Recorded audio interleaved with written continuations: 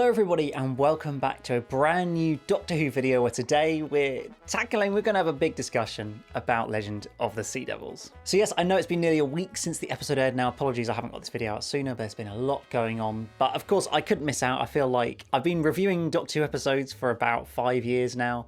I don't think I've missed a broadcast episode since the return of Dr. Mysterio, I think was the first one that I did a review of, and I've continued all the way since then. So of course I'm not going to miss out on Legend of the Sea Devils, even if wasn't one of the best episodes of Doctor Who we've ever seen. I don't really know quite where to start talking about this episode. Like, I guess we should first start by sort of tackling what we thought this story was going to be. We thought it was going to be a fairly fun but maybe straightforward Sea Devil pirate story on a pirate ship, and you know, be a bit of a romp, a bit of a fun adventure. Maybe not a lot more to it than that. And I guess in many ways that's what we got. It just was a very poorly executed version of that, I suppose. Now, I will say first off that I did not hate this story. Certainly on first viewing, I reasonably enjoyed it and was very surprised when I went on social media and found out the very negative reaction to it. Like, you can see me and Megan did a live reaction to it, and we were both felt pretty positive about the episode after having just watched it. And then I opened Twitter and realised, oh wait, everybody hates it. What's going on here? Like, I was slightly thrown and slightly surprised by the amount of negativity towards this episode. I just didn't, you know, I didn't think it was anything special, but I didn't feel like it was particularly offensively bad at the time. Now, obviously, having read up on it and having watched the episode again, I can definitely see a lot of the flaws that are in there. I think probably the first thing to kind of tackle is this whole the editing was terrible idea, it's rushed and all of that. And I think that's a pretty fair criticism of this story. And for me, I just find it a little bit baffling. Like, I do not understand why this episode is only 47 minutes long. You know, even if the BBC said, oh, you can only have a 50-minute slot, surely you would use this extra 2 minutes, because this story clearly desperately needed some extra time, because we're jumping from scene to scene to scene. There's just so much kind of like logic jumps because you're clearly missing scenes. It just feels like we've kind of jumped too fast into everything. Like, we see the Sea Devil 2 minutes into the story, the Doctor's there, oh, they've caught the Sea Devil, didn't even see how that happened. And then, you know, later on, like, for some reason, Dan wants to go with that dude to that pirate ship, and then, oh, they're on that ship 5 seconds later. Like, it feels like there's so many gaps there, so many extra scenes that have been cut out for whatever reason. Like, I can't believe they didn't write or shoot some of these extra scenes. It's just so strange that they didn't end up in the final program. And, you know, given, even if, as I say, even if at worst they had a 50-minute slot, use the 50 minutes. Why is it 47.5 minutes long? Like, there's still 2.5 minutes there, which could have, you know, made some difference. And I mean, fundamentally for me, I was hopeful that the fact that this was only a 50-minute special rather than a 60 minutes wouldn't have any negative effects. But I feel like this story really needed 60 minutes. It almost feels like it was written for a 60-minute special, and then for whatever reason, which we don't know, it got cut down to 50 or 47, as we saw there. And imagine if there was an extra 12.5 minutes in this episode. I think it would have just solved so many of the issues people had with this episode, of it just being so fast-paced and missing bits and just jumping from scene to scene to scene. Like, if that had just all been slowed down and kind of tidied up and organised with a bit more time, I think that could have made a huge difference to the general enjoyment of this episode. The fundamental story to Legends of the Sea Devils, it isn't bad. Like, I don't mind the idea that the Sea Devils, you know, they've been the classic Sea Devil storyline, they've been on Earth before, as they want to claim the Earth back. I don't quite understand why they want all of the Earth to be water, because we've seen in virtually every single Sea Devil story that they very happily survive not in water. So why do they therefore, is it just to destroy all the humans? Is it just to get them out of the way by flooding the whole Earth? Is that the idea? But then it would also kill the Silurians, who they're supposed to be related to as well. So I'm not quite sure of the overall logic of that story necessarily. But, you know, I don't mind the general setting. I think it's quite cool having the sort of pirate ship setting and having, you know, tackling kind of historical figures, as I said in the preview, historical figures we don't know a lot about in Madam Ching. Unfortunately, we didn't really learn anything new about Madam Ching in this story. I still don't really know anything about who she is, apart from she was a pirate in the 1800s, like, that's basically it. So I guess that was a bit of a shame in some ways, that there was an opportunity there to explore a bit more, and that wasn't really done. It was kind of left to the side to just be a supposedly fun adventure romp of an episode, which, yeah, even that is a bit of a stretch. I didn't feel like the Sea Devils were utilised brilliantly in this story. It sort of, it felt like, and I think I read about it from either Chris Chibnall or Ella Road, in saying that essentially they'd kind of written the story and then thought, oh, the Sea Devils would slot really nicely into this, so let's throw them in. Rather than it really being a Sea Devil story, a story focused on them, written for them, they just kind of feel like the monster of the week, which I think is a shame given they made the big build-up about the return of the Sea Devils, and for fans, they knew it would be a big deal. It just felt a little bit underutilised, like we only actually see one Sea Devil ever have a speaking part, the kind of commander one. And you know they just don't. It doesn't feel like they have a lot of character to it. It's just a very generic villain, without much more to it than I want to take over the Earth because we were here first. Like, you know, it's the same old Sea Devil storyline. Yes, we've got pirate ships, and there's tweaks to it, but that's the same idea behind it. And as I say, there's no real, depth to their race in any way because it's just one talking Sea Devil and then the sort of warriors that, or the other ones that are just there to kill people, basically. And they don't even do that either because there's no extras to kill off. So, well, apart from the very first scene. So, I don't know, I just feel like they were a little bit underutilized in this. Sure, it's great to see them, and the costume itself was really, really good. Yeah, the sort of CGI on their face was a bit odd. But, the actual costume I thought was great and looked really, really impressive on screen. I thought all the sets for the sort of Sea Devil underwater base thing that they had, I thought those were all really, really cool as well. I know people have talked about them giving slightly TARDIS-y vibes before the special and theorised whether the Master's TARDIS was going to turn up or whatever, but it obviously wouldn't be something as exciting as that. But the fundamental sets for those I thought were really, really good. And to be fair, the same for the pirate ship sets as well. As much as I really feel like I can tell they're sets. Like the CGI sort of backgrounds and stuff around the ships don't look particularly great. It does feel like the budget's been really stretched in this story. I said about it in my preview video that there just simply wasn't any money to make this episode. And so it's no wonder there's been corners cut and some of the CGI is a bit naff. You've got the Sea Devil doing his Mario jump up onto the pirate ship, which is just utterly bizarre. As much as some of it's really good, like the scene set underwater where the TARDIS lands underwater and then we get that whole nice panning shot of fish in the water and whatever. That's incredible. That's some of the best CGI in Doctor Who I've seen. So it's sort of slightly odd that it's so inconsistent across this episode in terms of the quality of the visuals. As much as I don't think that's a critical factor, I love Classic Who and Classic Who has shocking effects. I don't think that defines a story, but I feel like to an extent we're kind of used to better in New Who than what we saw in large parts of this story. I feel like the rushed pacing of this story also didn't help in the sort of idea of us really being able to feel for the characters in this story. Obviously we've got the Doctor and Yaz, and that's the whole thing I'll come on to in a minute, but outside of that you have Madam Ching, who's like sort of this thing about her children are being captured or something on a ship and that she's trying to get the treasure to be able to get them back is kind of her plan.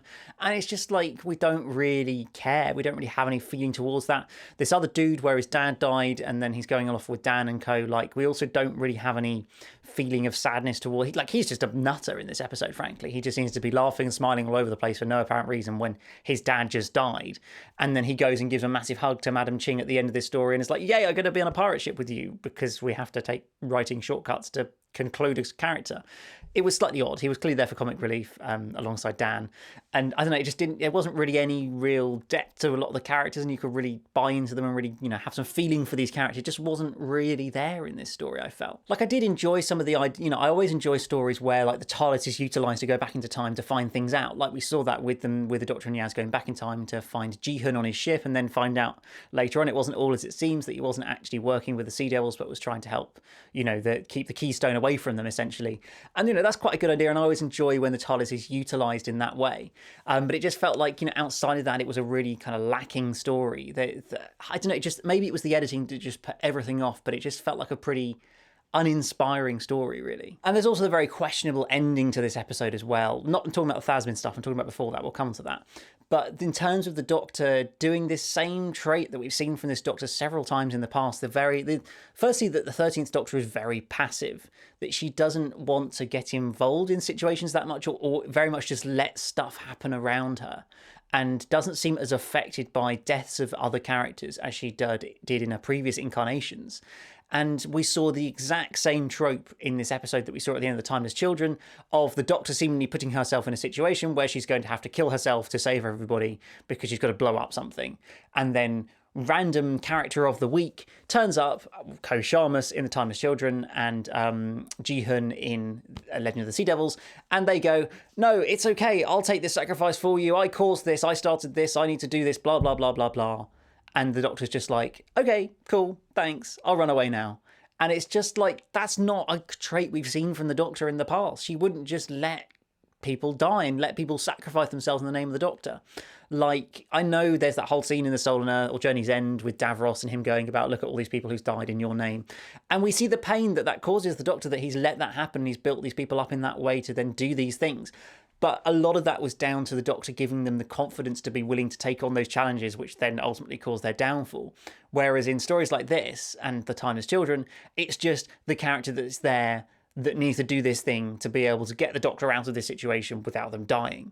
And it's just, I don't know, it just feels lazy, like writing that doesn't fit the character of the Doctor, and just a bit lazy, really. It's like Chris has written himself into a narrative hole where the Doctor's got to trigger this thing that's then going to blow up and save everybody.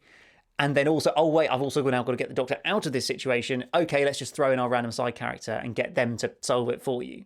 Like, I don't think that really fits with the character of the Doctor. I think that's a real shame. And as much as it didn't feel like as big a problem at the time, I think in The Timeless Children, you kind of, there's a lot else in that episode, frankly.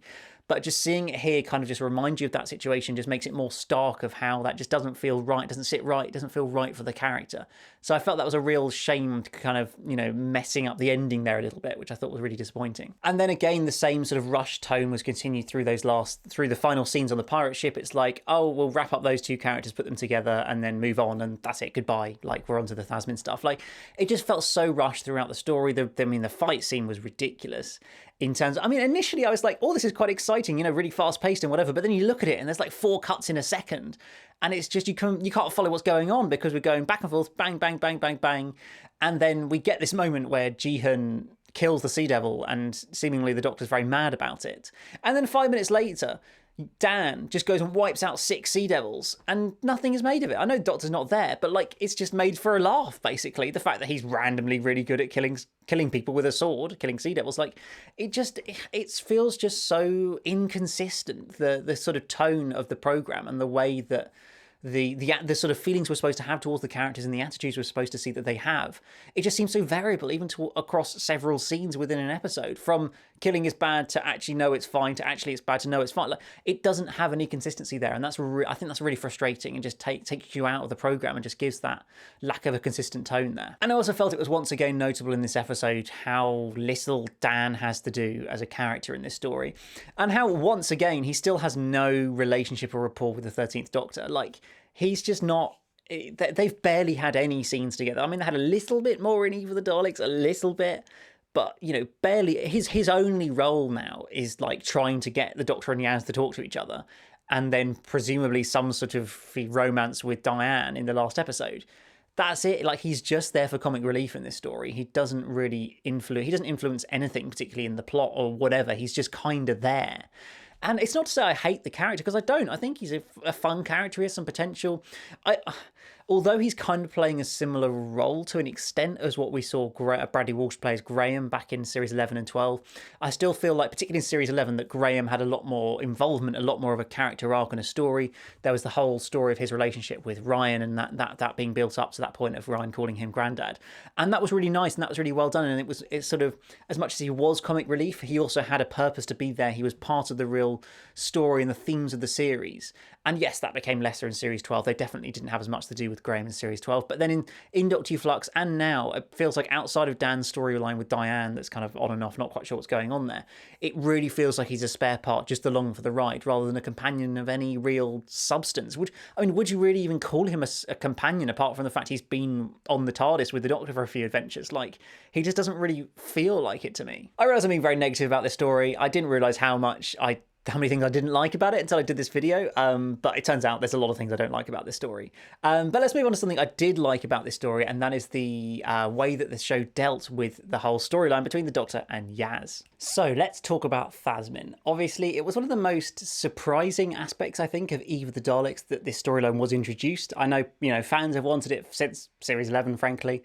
But it didn't seem like it was going to happen, and then we got it in Eve of the Daleks. It was revealed, Yaz had feelings for the Doctor, and kind of implied that the Doctor had those feelings back, and so we knew it was going to be a part of this story, albeit not how much a part of it we didn't know. But actually, it was a significant part of this story. There were a few good scenes. Clearly the Doctor's kind of playing up to it earlier in the story, where she makes a comment about, being a good date, trying to show off to Yaz, essentially. It feels like, because she clearly likes the attention and has some sort of feelings there. I just felt all the scenes that dealt with this were done really, really effectively. Obviously, the scene kind of in the later part of the episode, but not the end scene, with the Doctor and Yaz, where the Doctor's kind of trying to explain why she can't be with Yaz, that she can't deal with it. And then that's obviously more explored in that final scene as well. I thought, there was always the worry that it'd just be retreading the same ground of 10 rows of, the Doctor saying, I can't, you can spend your life with me, but I can't spend it with you, and all of that. And I guess to some extent it's kind of considering similar ideas, but I just felt like there was a slight different twist to it here, because you really felt that the Doctor does love Yaz, or very close to love Yaz. That she's essentially said that if she was going to have a relationship with somebody, it would be Yaz, because, she does like her in that way. And so I thought that was a pretty significant moment to hear. We've obviously got a nice reference to River Song thrown in there as well, which is always nice. And then that final scene at the end of the episode, I think it's probably the highlight of this episode. I think it was such a strong character scene, one of the strongest emotional scenes, I think, in the whole of the Chris Chibnall era, because generally Chris has been pretty... all the emotive scenes have just felt very lightweight at times. They've never really clicked that well in this era. I just feel like it's never quite hit right. Whereas in this scene, I really felt like that they really just struck the tone right. I mean, the performances from Jodie and Mandip were incredible. Like, I really felt like they just sold it so well. They're obviously such good friends, which I think really helps. And you just really bought into it and believed it on the screen, I think. And that was so great to see. And just the way, the Doctor, for the first time, as much as I've criticised some character traits of this Doctor, it's a clear character trait that this Doctor is socially awkward and doesn't know how to talk about her feelings. Now, in this story, we see for the first time her sort of open up and actually be able to kind of confess her feelings to Yaz, essentially. It's something we really just haven't seen in this Doctor at any point, that she's, able to actually talk about the way she feels and feels about the person she's talking to, that she does essentially love Yaz, but the problem is that she knows it's always going to come to an end. And yeah, that's been a problem in the past, as I say, with 10 Rows. It was kind of shown there. But it just feels like this is being dealt with in, a really interesting way, and just her really wanting to live in the present moment, this Doctor. I guess she's got that sense of, my time's coming to an end. As much as she didn't say it, I feel like that sort of slightly as I'd like to say, I correctly predicted the ominous shot of Jodie to end this story on. It was inevitable, I felt. Albeit the final line wasn't quite what I was hoping for, but still her saying, I want this moment to go, I wish this moment would go on forever. That still feels like a bit of foreshadowing to her knowing that it's not going to go on forever, because she's going to die in the next story. But yeah, I just felt like we really reached a really interesting point between the two characters, where they basically both know that they are in love with each other, but the Doctor's trying really hard to kind of not let herself into that actually having a relationship with Yaz, because she knows that it's ultimately going to end up in too much hurt and pain, because she's gone through it so many times in the past. So many different friendships and relationships that always come to an end because they have to, because the Doctor is essentially immortal, and these companions never are. And so, I don't know, I just felt like it struck a really, really nice tone in, seeing that really the feelings are mutual, but the Doctor's just can't quite let herself go into that relationship, because she knows ultimately it's just going to cause hurt and pain. So yeah, I think it leaves us in an interesting place going into the centenary special. I mean, I have no idea what's going to really develop in this relationship, but clearly they're building it up to be a big relationship and a big point of the ultimate ending of the story, the regeneration, and all around that. How they're going to wrap Yaz's arc up, I don't know. My prediction has always been that she's ultimately going to die, and I do kind of agree that's going to happen. It just feels like it's the only way to really do it.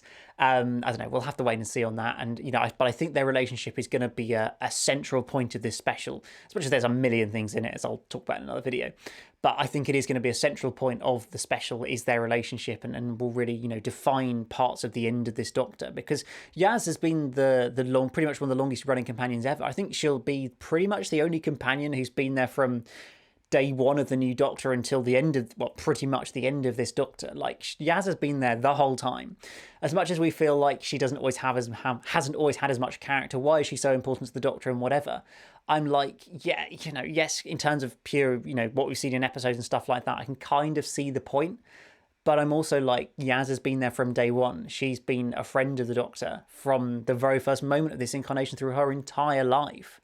And so that's a pretty big and a pretty significant thing. And so, I don't know, I just feel like that's, a significant reason why she's so important to this incarnation of the Doctor, and will just link in so heavily into the centenary special. So yes, those moments were definitely the highlights of Legends of the Sea Devils, which is a story that I don't think is going to be particularly fondly remembered in the future. I feel like it's going to kind of be looked on in a similar way to a story like Planet of the Dead. I know it's the only other Easter special, in just kind of being there, being the really average one that's just there before we get into the end of the era where it's a bit more exciting. I do feel like the approach to this story was probably the wrong way to go about it. Like, this is the penultimate episode of a Doctor and an era. Surely you want to have something that's more building to a conclusion and a climax than just a fairly light and fun story, to then throw us suddenly into the Centenary special, which is a massive episode, high stakes and everything. Going from this to that, just, it doesn't feel like quite the right build up to it. I just feel like it needed something a bit more to lead into it. I know we've got 6 months away, and maybe that was playing into their mind, was, the big gap between the two stories, but this is the penultimate episode of an era. I just feel like it needed to be bigger and just have more building and linking into what the ultimate finale is going to be than what we saw in this story. So I think that was a shame, alongside a rushed and fairly average story. Just means that, it's not the worst episode of Doctor Who of all time. Yes, people love to be, hyperbolic about it all and whatever. It's not awful. It's not irredeemable. It's just pretty average. And given that it's one of only 3 episodes of Doctor Who we're getting this year, it is a disappointment, I think. But guys, do let me know in the comments below what you thought of Legend of the Sea Devils. As you can tell, my thoughts are not massively positive, but if you've got more positive thoughts, I'd love to hear them, or the negative thoughts as well. And if you've got any theories on what's going to happen in this TV special, I'd love to read those as well. But that is just about it from this video, guys. Please hit that like button, that subscribe if you're new here, and I'll see you again very soon for a brand new video. But until then, it's goodbye.